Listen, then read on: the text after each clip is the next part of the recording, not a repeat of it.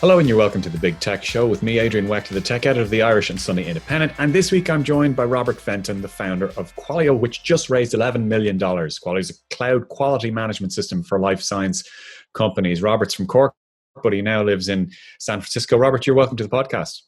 Adrian, thanks for having me today. Oh, my pleasure. Now, here's the interesting thing. So, as you say yourself, March 12th, 2020, the biggest fall that the Dow Jones Industrial Average had since 1987. And that was the day that you decided to start raising. Yes, I know in hindsight, it feels like a strange day to choose. However, when you run a business, you work towards certain milestones internally, and we'd been doing incredibly well. And the weeks leading up to that, we'd had some internal discussions around, is now the time to take this next big step as a business? And we'd had a senior team offsite late February, and we said, we're going to do this. But every single day from that moment, literally the day that COVID became an international problem in the Western world, was the day we finished that offsite. And as we were prepping for financing, we were monitoring things. And we were going to launch that day. I remember looking at the Apple News app on my phone and saw that piece of news, and I took it as an omen because I was born in 1987. So we had a quick team call and said that, you know what, fortune favors the bold. Our business is doing incredibly well. What we're doing is important, particularly important right now. So I believe that quality, like in a business or in anything you do, and excellence should hopefully stand out even in crazily uncertain times. So, and that all sounds great, but you've made the decision. COVID-19 is causing havoc around the world. There's a lockdown that's in place. You've decided that you're going to go for your Series A round. So, like, what kind of barriers did that bring? You couldn't physically meet people. Yeah, tons of barriers. So again, business was doing well. So just that check, right? That's the first ingredient to be able to be successful. Like every other business, though, we have people and team members, and you're trying to be a leader, you're trying to support people, and people have their kids coming home. So you have all those internal problems. Even as a remote first company that's used to talking over Zoom like we are right now, we had all those barriers. The biggest thing was two or three things were, first of all, the consensus advice was maybe wait 6 months because things might be better. And the first thing we had to do was get the conviction that things could be worse or better in 6 months. We think now is as good a time as any, and we don't want to wait because speed kills. And in a startup, the only real advantage you have is your ability to make fast decisions and move.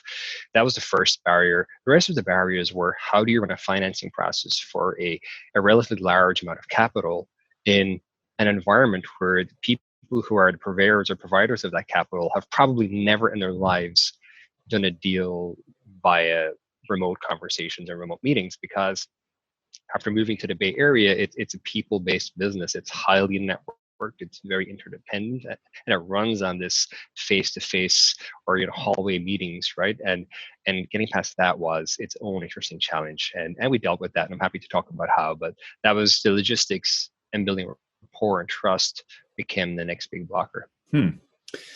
So you couldn't meet people. You were doing Zoom calls and Teams calls, and any Webex? I'm always curious, is anybody still using Webex? Well, I didn't do a survey, but I can tell you the three things we used were good old phone calls, mostly Zoom, some Hangouts, and the occasional Microsoft Teams. It's interesting because, as you know, there's this kind of issue between Slack and Microsoft at the moment, and we started to use we use Teams quite a lot. And the reason, honestly, we use Teams internally is because it's Microsoft and we're set up on Microsoft, and we'll just might as well use Teams. I use different products there, but I recently had to go on a Webex call, and I was kind of like, whoa, 2012 is calling and wants its service back. But maybe that's unfair. There's I get the feeling it's a big corporate thing. I know we're way off track on this. Oh, I could talk about this for a long time. They recently launched billboards. So in the Bay Area, one of the interesting things the first time you come here is just like if you go to LA, you see movie posters and TV show posters and billboards everywhere. Here it's just tech companies trying to recruit really and brand. Webex have recently had billboards talking about, hey, we're the best. it's amazing. pretty You know, difficult that's to install and amazing use. about San Francisco. And obviously, I haven't been there this year, but I usually go a couple of times a year. And it is one of the visceral things that hits you when you're even going from the airport into the city. Yeah. You start seeing all these billboards for tech services, for APIs, SaaS services, data warehouses. And you're kind of like, this is actually kind of a theme park. I mean, you know. Yeah, it was the first thing that hit me as well, actually, when we almost moved to the East Coast, and we had more customers in Cambridge, Massachusetts was the highest concentration. We could walk to sell for customers, which as a company who just launched, it was really exciting to go somewhere where you actually have a concentration. But when we arrived in San Francisco, it just really felt like if we're going to move a few thousand miles, this has an edge, and why not come all the way here? It's been a fun ride since. I'm going to come back to the funding in a second, but just on that topic, because I was something I was going to ask you about a little later anyway. San Francisco. Yeah. You live there. You mentioned that a lot of your clients might be on the East Coast because that's where a lot of the big health science companies are.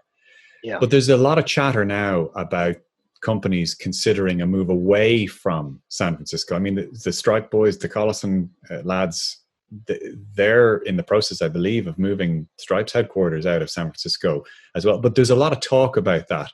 Is that real? Is that just talk, or is that actually a real thing happening at the moment? It's a bit of both, I would say. I clearly speak to a lot of my friends and their businesses, and just seeing what's happening. Yes, some people are going to move. It's an incredibly expensive place to live. It attracts a certain type of person who typically works harder than maybe they might need to put it mildly. So it can be a tough place to stay for a long time. But I think most of these things, if you look through the press, right, there's talks of these things happening in major metro areas for over hundreds of years, and these metro areas still stay being important places. Even us, we're a remote first company. I moved here on my own. The rest of the team were in Ireland and in Poland because I felt this was, as a leader, the best place for me to be as I tried to, better understand the playbook to build like a global scale software company. So I think we're actually part of that trend out in a way. I would never have wanted to build a downtown San Francisco office with 100 people. Just the cost of that, it's hard to reconcile the talent advantage, I think, with those costs. A lot of people do, but we've taken the attitude that we will hire the best people we can here. But there's great people everywhere. Yeah. I mean, one of the things about San Francisco that always strikes me, yes, it's incredibly expensive. I would also argue that there is a bit of a modish thing going on where it's starting to be a little bit monocultural. It's not quite as interesting and diverse as it was maybe 10 or 20 years ago, even though I sound like a bit of an old fella saying that. No, and yet at the same time, it is a stunningly beautiful place. I mean, the hills and the light. One thing they don't tell you, the light in the evening, sort of 6, 7, 8 o'clock at nighttime, it's absolutely beautiful. Like, it is a stunning physical vista. It can be incredibly beautiful, and I find that people can, again, because a lot of people, I'm generalizing here enormously, you tend to work very, very hard, and you're up early because you deal with the rest of the world, and you tend to do stuff in the early evening. But when you drive out of the city and you see the surrounding area, it's spectacular. But being from Cork and spending lots of time in West Cork and carrying that, we have places just as beautiful in Ireland. I was wondering when Cork was going to come into green. This. Yeah, I'll have to bring that up. Yeah. I was going to say something like it's the Cork of North America, of the Pacific Northwest. I have been known to say certain things like that in the company of friends, mostly as a joke, but partly seriously. Now, lastly, on San, are you one of these kind of fading violets that complains about San Francisco being cold? Because I hear it now. I don't. Guys, no, because I'm Irish and I moved to the coldest part of California, and I'm super happy here. Yeah, it can be cold, but I'm now wearing a t-shirt, a light hoodie, and I will add a light jacket in wintertime. Right.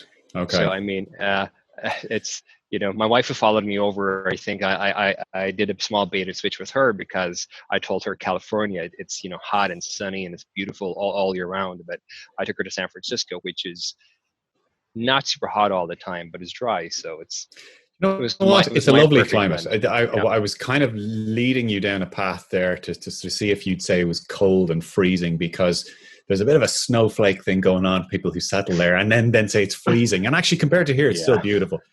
Anyway, well, when I get back to Ireland and it's late November or no, early January, and I take a trip back, it recalibrates me pretty quickly. Yeah.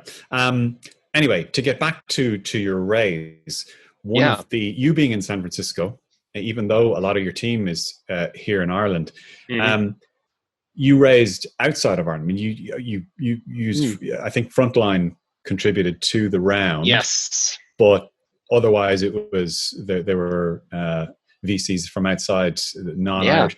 It's kind of an interesting thing that I've noticed over in the last 18 months in particular, is Irish companies or companies with senior Irish founders are not afraid and also are motivated to go to larger centers of capital to look for that VC. What was your thought process when you were thinking about where to look for VC or for funding?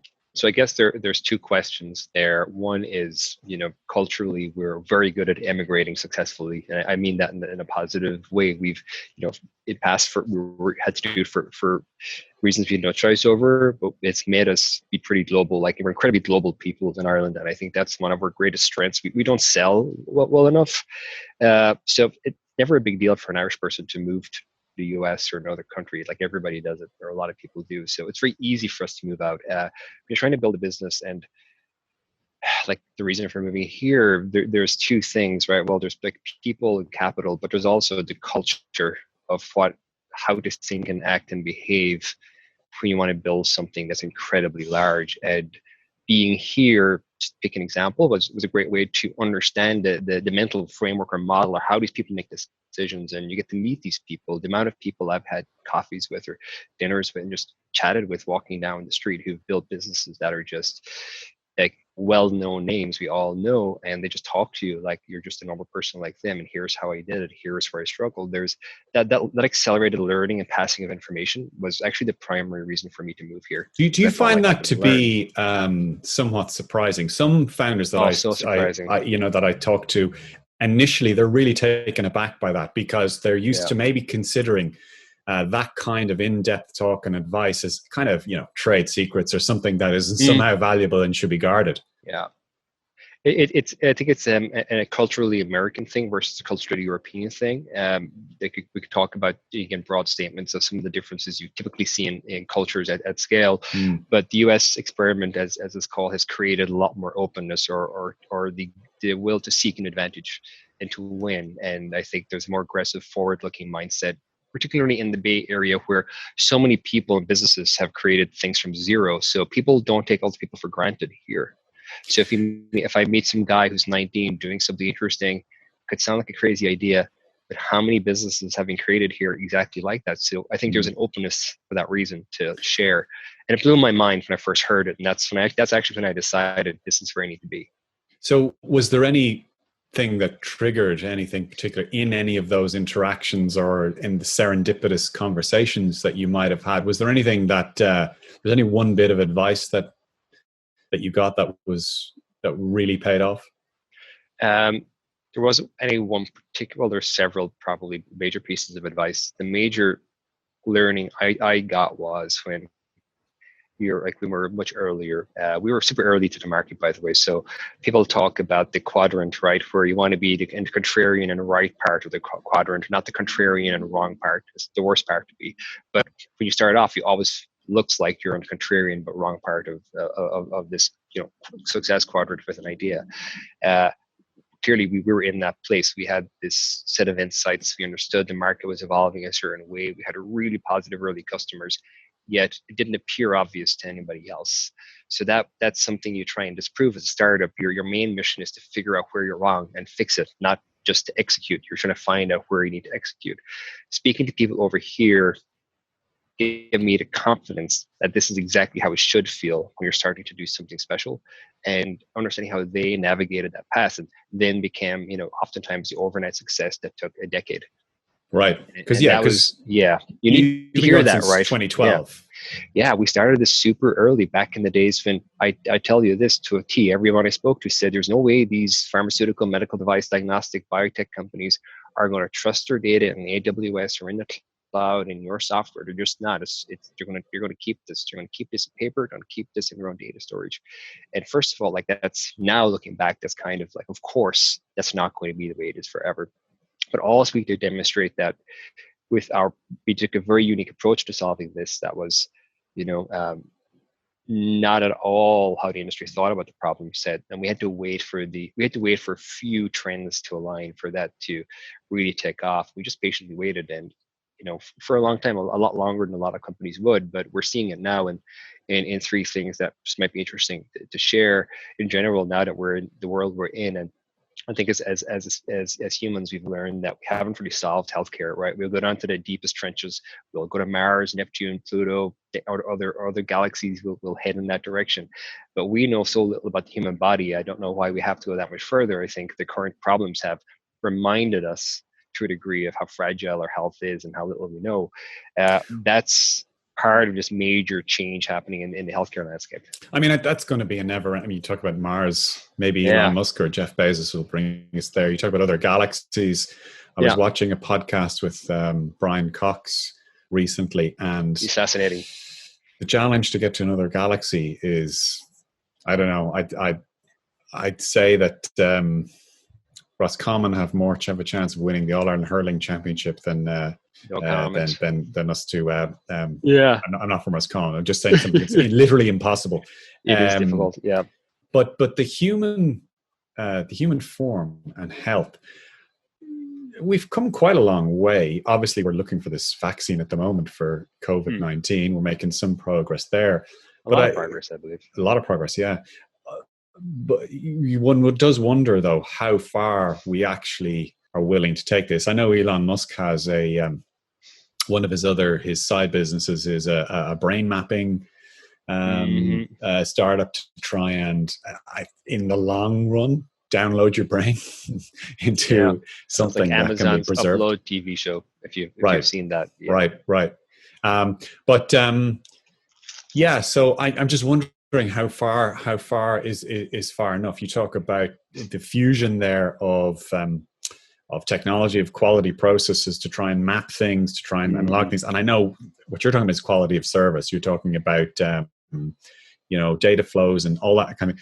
I'm kind of taking up on a slightly more science fiction idea here. That's the best starting point. You should read. So I recommend this book to everybody. Bill Bryson. If you don't know who Bill Bryson is, he writes a lot of great books that are pretty in-depth, but they're massively accessible to people who aren't experts in that field. He released his book, The Body or the Human Body, it's something like that, later last year. I remember reading it over the holidays and laughing to myself the entire time, because in every single chapter, we have no idea what happens.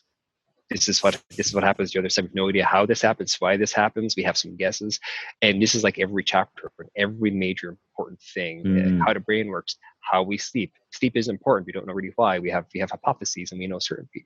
Like it's incredible how we're able to make positive impacts on our health through the trial and error that's been the tradition, right? Because aspirin, semiconductors, right? The start of the technology revolution. The next big change was when that happened, and aspirin came out a long time before that. Healthcare has been around forever, but we just hit this wall where it's like Moore's law. It just gets that much more difficult to fit these challenges. And it's been really interesting to see what we've been able to achieve as species. There's a kind of deeper enlightenment. Once we hit those levels of enlightenment, though, I do wonder, will the same intensity of joy or wonder be with us? Once we have that absolute realization of knowledge of how we work, a little bit like Sylar in Heroes. I don't know if you ever watched the series Heroes. Yes. Cut people's heads open, and his power was to be able to analyze a brain so he could figure out how they're. But once we get to something approximating that, and we're all living to about 150, I think. That brings its own set of challenges.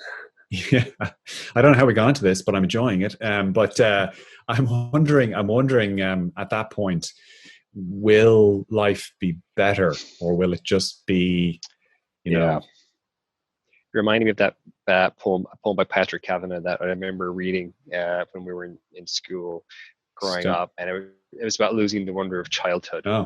And it stayed with me for forever. Actually, it's one of those just things that I retain. And it's this kid growing up in the countryside and talks about the wonder of childhood and how as you become an adult, you lose that wonder. And is that knowledge a good thing, or is the loss of that wonder more damaging? Right? Which is funny from Patrick Kavanagh, because the one that it was on my curriculum was a Stony Grey Soil of Monaghan. And the famous line from it, a Stony Grey Soil of Monaghan, "You burgled my bank of youth." He was kind of moaning about how his Spartan countryside actually took away what might have been the joy.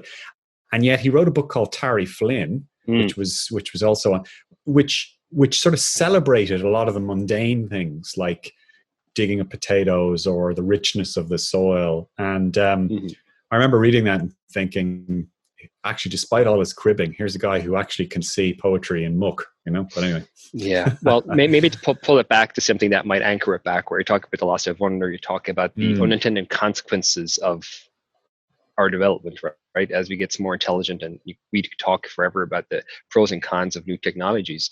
To pull it back to some of the reasons why this is important, right? So the doctors, the oath they take, right? It's that first do no harm is a major part of the promise to the medical profession. When it comes to the companies that we support that are drugs, therapeutics, diagnostics, like we support the gamut of all of them, and a lot of people are working on different COVID. But therapies, diagnostics, supportive vaccines, which is super exciting too. But the reason that I think we need to learn more is and get smarter is that the promise they make, which is like the doctor's oath, is one of quality, which is, by definition is actually this product is safe, this medicine is safe, it is effective, it will work consistently. Right? It's a pretty noble statement. It's the fundamental thing they must promise you as somebody consuming their products in the healthcare system. That's important.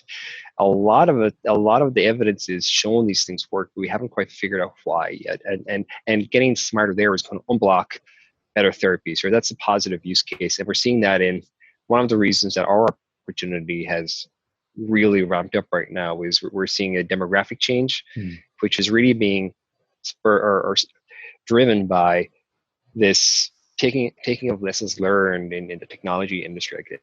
It's like from semiconductor revolution, right? Like computational biology, machine learning, and medical imaging, AI. So the cost and complexity of generating these treatments is no longer a $10 billion, 10-year study that can only be run by Pfizer.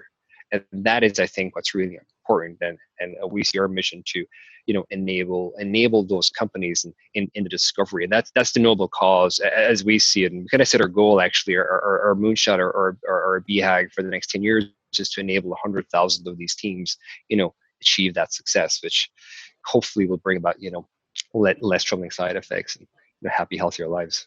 Yeah, because to bring it back to what Qualio actually does, medical devices, pharmaceuticals, biotech, contract service providers. Yeah, we're the first company to what we call enable the ecosystem. So if you talk about some of the demographic changes, the traditional industry has been very internally focused, right? So teams solve their internal problems, and collaboration to them is getting the product development team or the manufacturing team to talk to them. But actually, we're in a world today, the technology aspect is you have all these third-party systems generating enormous amounts of data you have to make sense of in order to, again, do no harm, make something safe and effective. And then you have all these third-party vendors you work with to be successful. We see our mission is to enable these people to come together, work effectively, share information. And that's the bottleneck we see. So we talk about quality, but really we describe ourselves internally as this operating system layer for these businesses, big and small. You studied pharmacy, didn't you? Yes, I did. Did you always think that you would go into what you're doing now? Or did you think you might end up, for example, having a nice, comfortable little pharmacy somewhere on the model farm road? I've spoken about this recently with some people. We were musing on how we got where we are today. And growing up, I guess I could join the dots right now. Like, I always loved science, technology, like all those things you're talking about, like TV shows, documentaries, books, fascinated. I represented Ireland internationally in chemistry, like 3 weeks after my leaving cert, I was in Germany, Kiel, doing that, which was probably a bad thing to do, like weeks after your leaving cert and having to study for this at the same time. But it's kind of, I did that anyway. What was that? Then, it's called the International Chemistry Olympiad.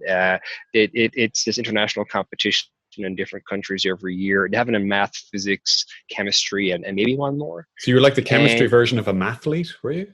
Yeah, I guess just don't call it that. I never thought about it much at the time. I just like science, and again, I just went for this.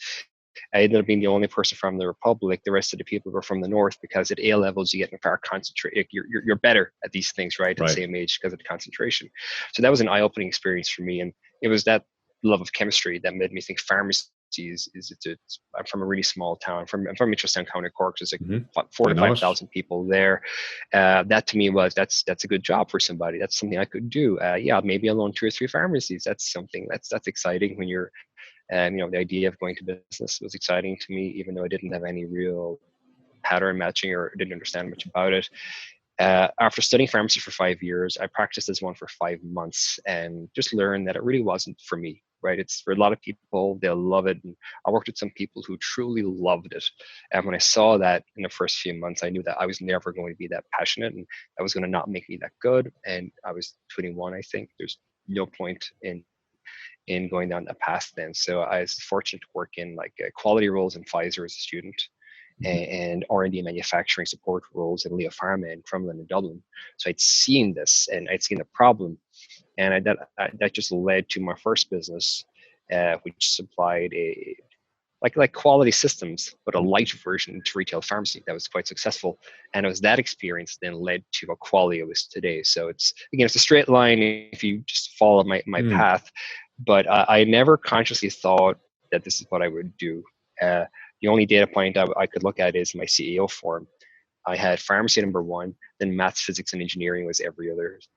There were the rest of the options. So it's kind of a strange CEO form. When you fill it out when you're 16, it's like, you have no idea. You must have been one of the golden boys, though, the school. I mean, like that's a real teacher's delight in terms of CAO. They love students, that sort of stuff, And instead of us arts students, they hate us, There's a lot to be said for general like educational qualifications, right? So those of us who do, my wife's a veterinarian who followed me over here, Dana, in 2016 after I kind of started to get us settled. You've medicine, veterinary, dentistry, pharmacy, physiotherapy. You've all these civil engineering. You've all these like straight down the middle degrees, but you make these decisions when you're really young. And I often wonder, like, if more people did a more general, like undergraduate type thing, does that set us up to make better decisions? I don't have the answer, but I'm always wondering. But we only think that when we're older. I mean, like because life seems like it's so urgent when you're 19 and 20, but it's when you're 32, it sort of says, oh no, I had Emily, time. Just graduated from law and French. Well, like she's graduating later this year. She just finished her exams and got her results. She's super excited. But like her final exams in June were like, this is the last hurdle of my life. After this, I'm going to it's like no, actually, this is from this moment onwards, you have this widespread of options. You can't persuade her that. And now life's what you make of it. Yeah. From her point of view, in 8 or 9 years, she's going to be old. Like that's what I felt when I was that age. Anyway, Robert, I still feel like that. It's been great chatting to you. Thank you very much for coming on the podcast today. Are you hiring at the moment? Oh yeah, we're hiring. So the big rock for this financing is to double down on our thesis of that being a product-led company wins in this industry. So we're hiring across all engineering product roles, hiring across every role, but in particular, looking for amazing designers, software engineers, product leaders across the board there. Great. Okay. Well, listen, thank you very much for... They can email me at robert@qualio.com. It's my email. I'll personally make sure it gets to the right person. Great. And just before we go, by the way, a heartfelt compliment on your background. They're real leaves, not a fake Zoom background. Well, I think they're real, Adrian. I should probably check. Yeah, they look real. Well, they look real. Yeah, they're real. Robert Fenton, founder of Qualio, thank you very much for coming on the show today. And that is all we have time for this week. So for me, Adrian Weicker, the tech editor of the Irish and Sunday Independent, it's been a pleasure having you with us. And I will talk to you same time next week. Bye-bye.